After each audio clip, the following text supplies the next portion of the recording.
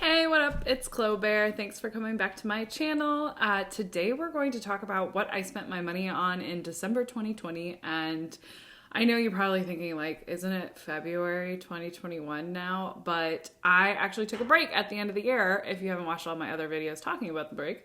And so I like having all of my spending reports all in a row so everybody can see what I've spent my money on for the last X number of years.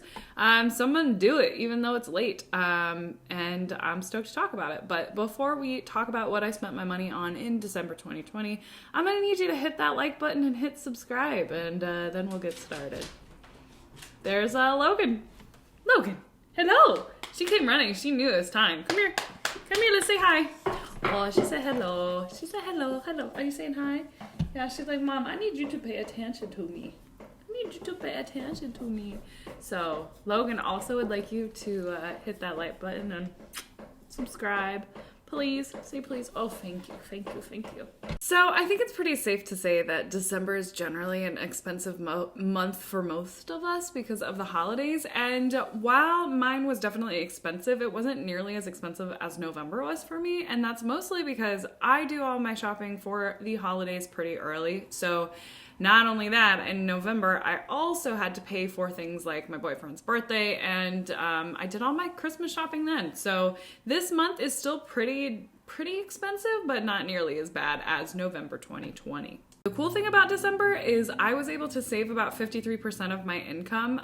Like I said in a previous video, I decided to switch my my strategy in the personal finance realm from paying off debt as quickly as possible to saving as much money as quickly as possible in order to put a down payment on a rental property. It's kind of fun seeing my money grow and seeing my savings grow because before I was really focused on putting on debt, and while it's really fun to see that number go down, it's almost even more fun to see my savings grow. So I've really been enjoying that so far. But I did still spend a decent amount of money. So if we look here, my grocery bill is ridiculous. So I spent $313 on groceries last month, and that's not great. Like, I'd rather keep it around $250. It's not horrible, but it's definitely not where I want to be. At the same time though, I really have been focusing on eating a little bit healthier, and starting in January, really. I didn't eat healthy in December, which is fine, but I am kind of okay going into 2021 spending a little bit more on groceries because I do want to get a little bit healthier, and I know a lot of the times that means cooking more, which can also often mean spending more money on high quality food. So I'm okay with that. It's going to be a bit of an adjustment because I like spending as little on groceries as possible, but at the same time, I really do want to focus on my health, so I'm going to do that, and we'll see what happens. You'll see that Clover had a really expensive month too. Yeah, I spent almost $400 on Clover, and that's because my hosting service for Clover is really expensive. It's $300 a year, and that's because I want to make sure my website's pretty fast, and also, I guess that's what I'm paying for. I don't know what else I'm paying for, but it's about $300 a year, which when you go down to a month-by-month basis is not terrible, and I also believe that's a tax write-off for my business, but still expensive. And then I spent another $100 on getting Yoast Premium, which is a service that focuses on SEO. And then I also purchased a app called Short Pixel, which smushes my images so that they're not such huge files, which is supposed to speed up my website. So I had to put some money down for that stuff. And again, tax write-off, so it's kind of like a I was going to say double-edged sword, but it's just kind of like, yeah, it sucks, but there's also kind of a benefit to it. Health medical is also more expensive than usual, and that's because I decided, first of all, to invest in a kettlebell, and that's because I know I'll be working out from home for a while. And so after having worked at home since March 2020, I decided, you know what, we're going to be doing this for a little while longer, so might as well. Can you hear the helicopter going on in the background? That's what that is, if you hear that. I don't know if it's a traffic helicopter or if it's like an emergency helicopter. Hopefully it's just a traffic helicopter. Anyway, so my health and medical is expensive because I bought a kettlebell, which was about $100. And then I also spent more money on sleep supplements because those sleep supplements I bought last time really didn't work. So we're trying something else this time and we'll see what happens. Special occasions was expensive in December too because not only did I pay for the massages that I got my boyfriend and I for his birthday. See how I get a present on his birthday? Because it's couple massages, so Anyway, I got us both the massages. That was about $300, like a little over $300. And then I spent a ton of money on food and booze for Christmas. So that's really where most of the special occasions budget came from. Food, booze, and massages. Besides that, personal was expensive too, $202. So $100 of that was because I decided to invest. I really shouldn't use the word invest for this, because all I did is I bought some nice workout clothes, because I haven't bought workout clothes in a while, and that's all I've been wearing in 2020. So I wanted to not only purchase them for just like motivation to like work out and stuff, but I also just wanted them. So I got myself some new workout clothes, and I'm pretty excited about it. I got like 5 things for $120, which really isn't bad. 5 things plus a mouth guard for boxing, and then I also got my boyfriend some hand wraps, which were $20. So really, I got even more for that. So I got 7 things for $120, which isn't bad. I would say there's a screw up in personal that I got HelloFresh, and I wanted to try it because I was feeling lazy and I didn't really want to plan any exciting meals. And I thought, well, maybe if I do like the promos and only use the promos, I'll actually spend less on food and groceries in a month, which obviously didn't work out.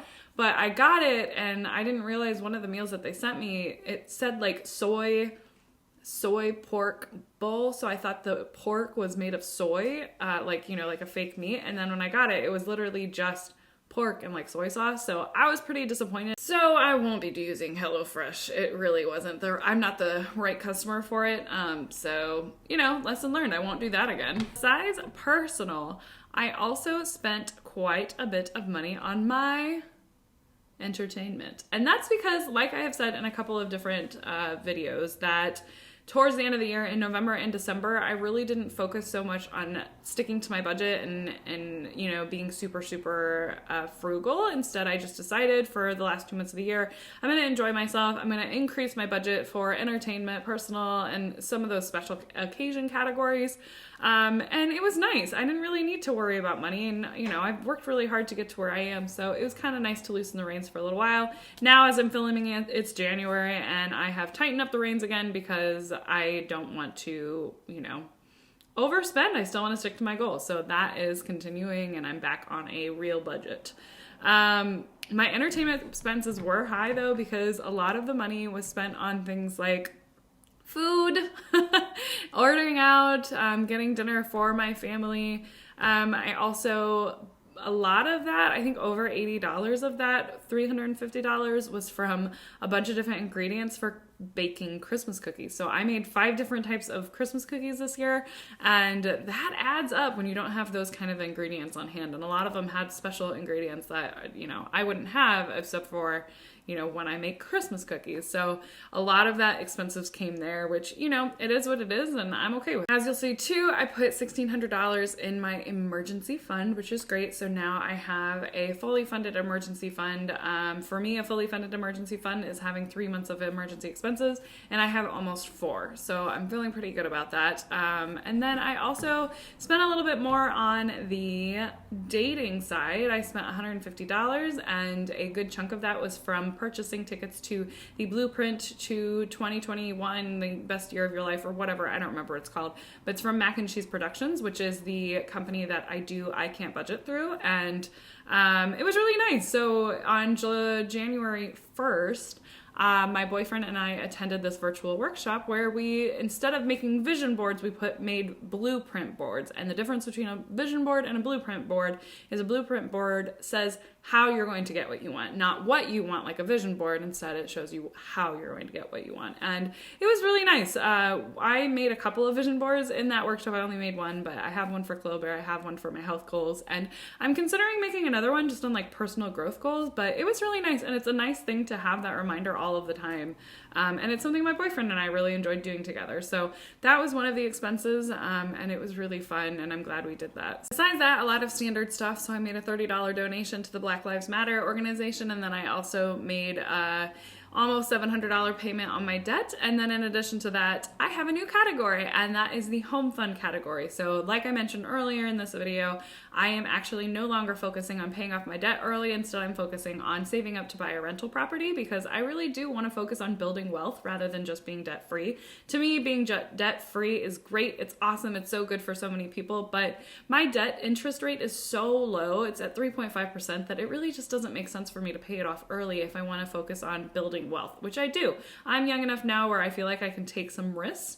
And getting into real estate is, I guess, more risky than paying off my debt. But at the same time, I think it's also risky to not take risks and instead just be complacent in doing one thing, and that was paying off debt for me. So I am focusing on building that wealth, and I'm looking at purchasing a rental property so that I can live in one of the units and rent out the others and hopefully make a cash flow. I mean, I won't buy if it doesn't make a cash flow each month. So yeah, I'm pretty much stoked about that. I'm excited to house hack, and we'll see what happens. But that was $1,700 that I put away for my home fund. I use Ally Bank, so I've got a couple of different buckets. I've got my emergency bucket and I have my home fund bucket. And then I also have a tax bucket that I need to pay taxes out of. So that has no money in it right now, and taxes are coming up as I'm recording this. It's January 10th, so I gotta work on that. So that's pretty much it for the categories. So in total, I spent $6,399. But if you subtract the savings, so the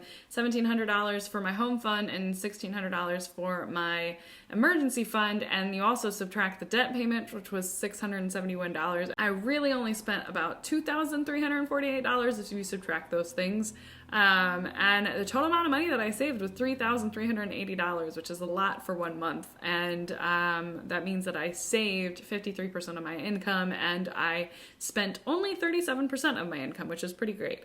So as of now, my numbers are looking good. So as of now, my emergency fund, as of December 2020, my emergency fund is at $11,399, and my home fund is at $3,000. So I got a long way to go for that. Investments, so my real estate investment, which I just found out isn't going to renew, and I'm really disappointed because I'm going to miss out on like $30,000 in 2021. So I'm going to have to figure out another way to make money, which is why I'm getting into purchasing a building.